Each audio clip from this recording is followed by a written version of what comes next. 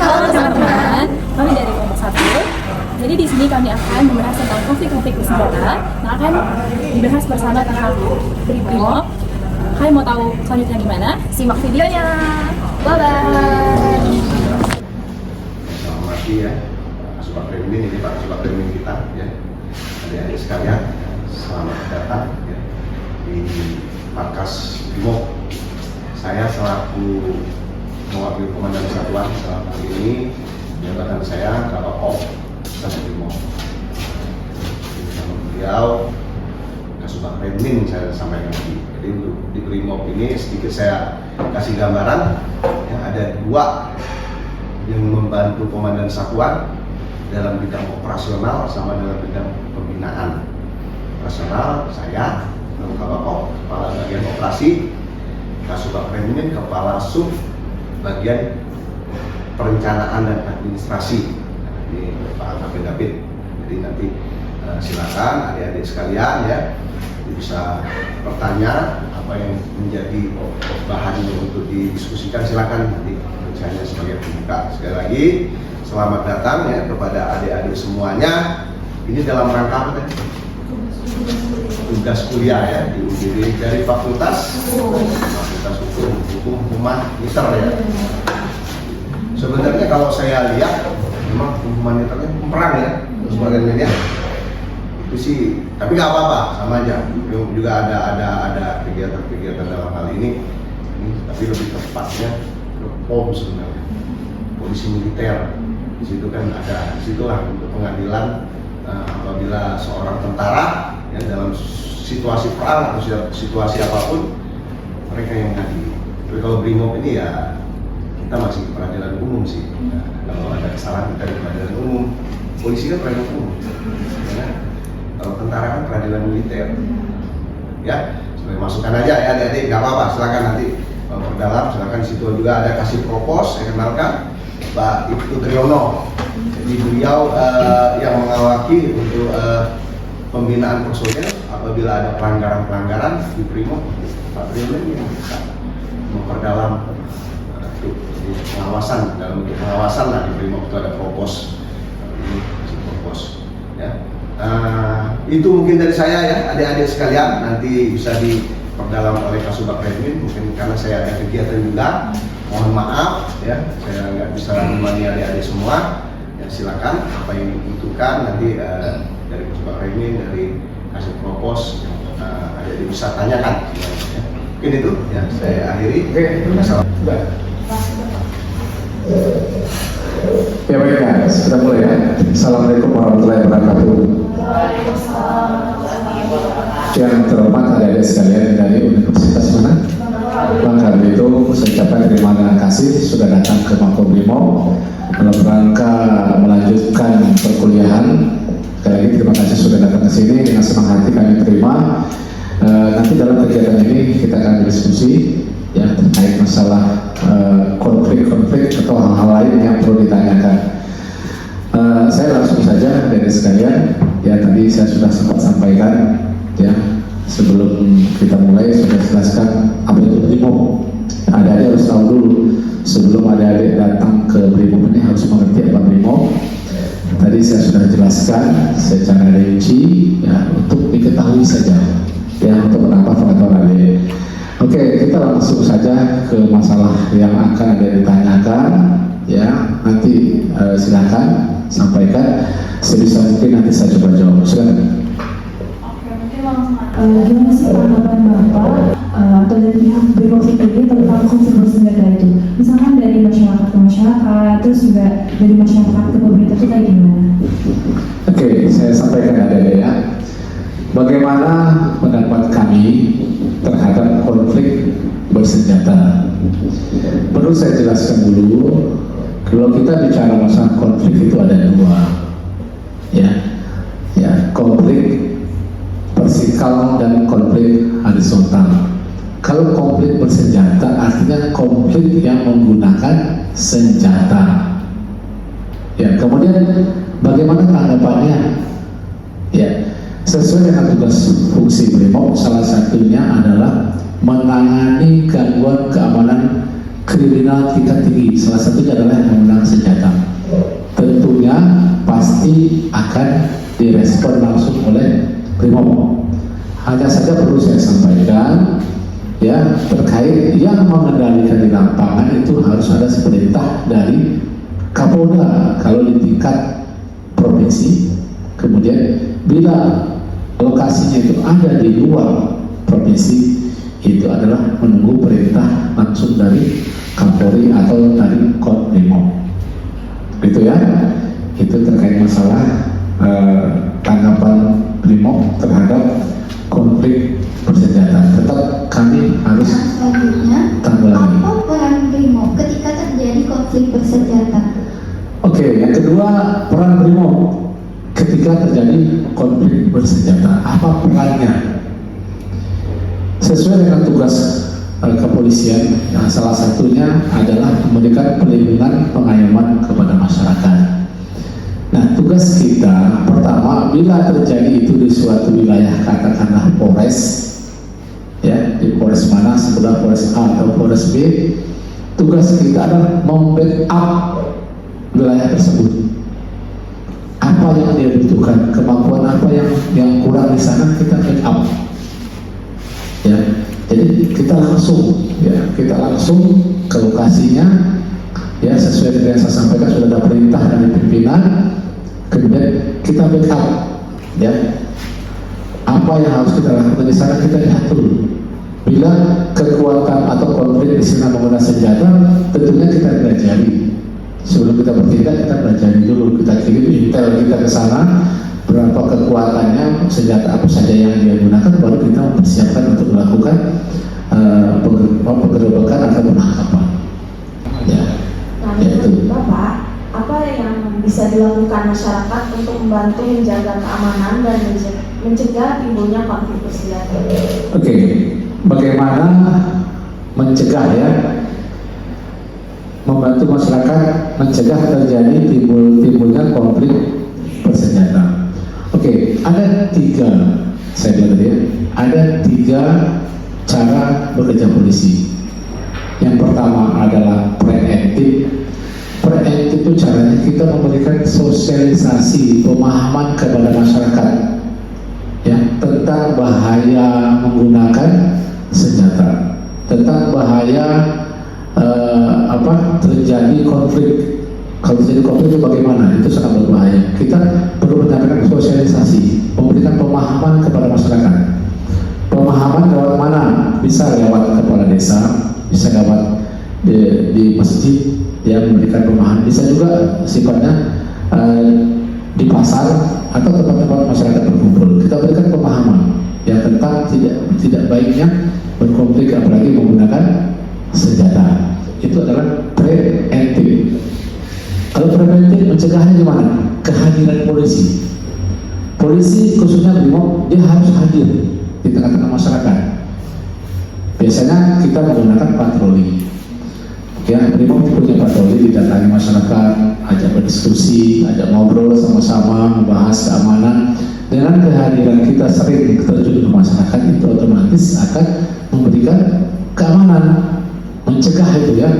Yang tadi orang tidak mau ribut, dengan adanya kita, dia tidak akan melakukan kegiatan keributan, ya, konflik.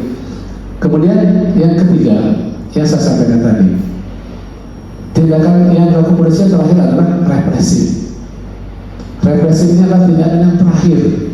Ya, bila kita sudah mengingatkan masyarakat, sudah kita sosialisasikan, kita sudah sering hadir terjun ke masyarakat, ya, memberikan pemahaman, ternyata mereka masih melakukan hal juga, maka kita lakukan penindakan. Jadi ada tahap-tahap, tidak boleh kita melakukan langsung penindakan tanpa ada tahap pemberitahuan ataupun semacam sosialisasi.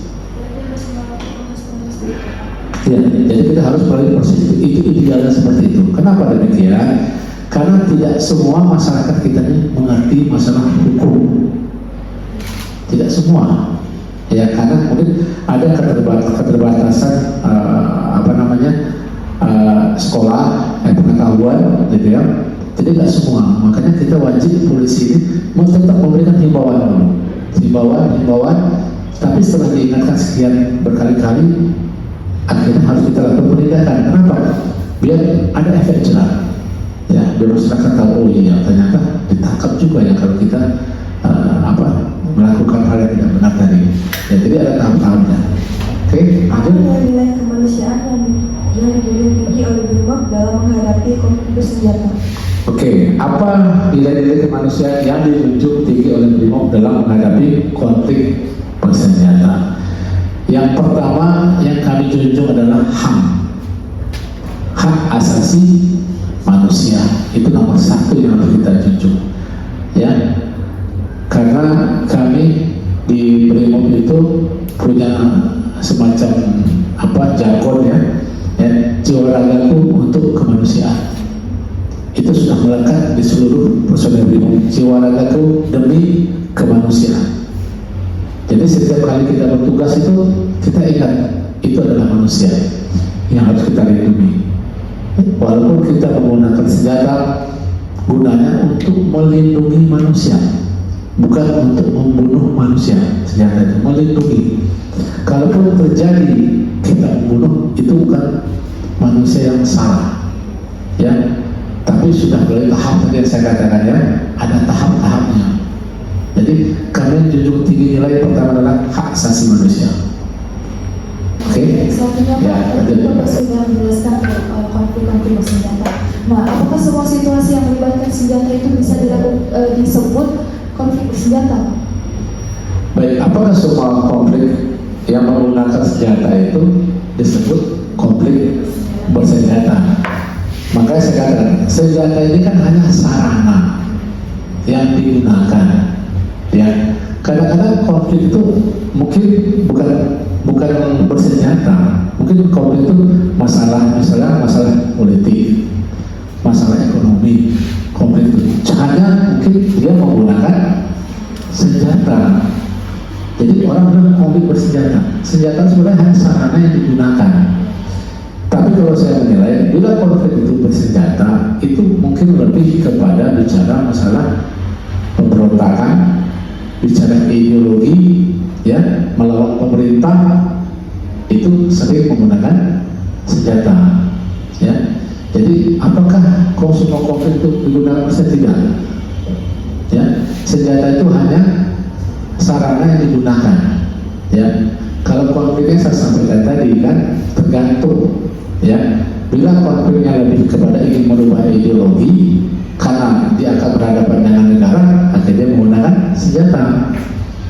Tapi kalau konflik itu lebih kepada ekonomi, politik, saya rasa ya jarang dia menggunakan senjata. Contoh ekonomi, orang lebih mungkin konfliknya malah konflik keluarga, gitu kan, tidak menggunakan senjata. Tapi karena mungkin konflik ini dia tujuannya ingin mengganti ideologi, ingin melawan pemerintahan yang sah, tentunya dia menggunakan senjata.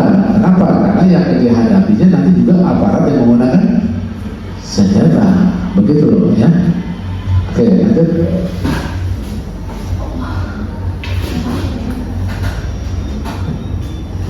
Baik Bapak, biasanya kan kalau sekarang di sini kan biasanya kan belum langsung tuh untuk demo yang anarkis segala macam kayak tadi yang kemarin.